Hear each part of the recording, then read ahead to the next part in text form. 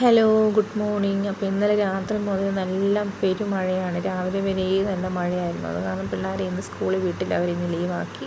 പിന്നെ രാവിലെ എണീറ്റ് കാപ്പി കൂടി എല്ലാം കഴിഞ്ഞ് ഉച്ചക്കത്തെ ഊണിനുള്ള തയ്യാറെടുപ്പാണ്. അപ്പോൾ കഴിക്കാനായിട്ട് ചോറ് രാവിലെ വിറകടുപ്പിൽ വെച്ചു. പിന്നെ സാമ്പാറിനുള്ള കഷ്ണമെല്ലാം അരിഞ്ഞു. ഞാൻ പിന്നെ പരിപ്പ് അടുപ്പിൽ വെച്ച് അത് വേകുമ്പോഴത്തേനെല്ലാം കഷ്ണമെല്ലാം അരിഞ്ഞ് വെച്ചു. അതെല്ലാം പിന്നെ ഒന്നിച്ച് കഷ്ണം, മഞ്ഞൾപ്പൊടി, മുളക് പൊടി, സാമ്പാർ പൊടി ഒന്നിച്ചിട്ടങ്ങ് വേകാനായിട്ട് വെച്ചു.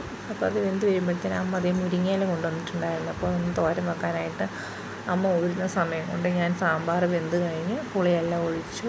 എന്നിട്ട് കടുക് വറുത്തു. എന്നിട്ട് കടുക് വറുത്ത് ആ ചീനച്ചട്ടി തന്നെ ഞാൻ മുരിങ്ങയില ഒന്ന് എണ്ണയിലിട്ടൊന്ന് മൂപ്പിച്ച് പിന്നെ അരപ്പ് നേരത്തെ അരച്ച് വെച്ചിട്ടുണ്ടായിരുന്നു. തേങ്ങ, ജീരകം, ചുമന്നമുളക് എല്ലാം കൂടെ ഒന്ന് ചതച്ചെടുത്തു. അങ്ങനെ തോരനും ഒന്ന് ആവിയിലൊന്ന് വെന്തെടുക്കാനായിട്ട് അത് അടച്ചു വെച്ച് വേവിച്ചു.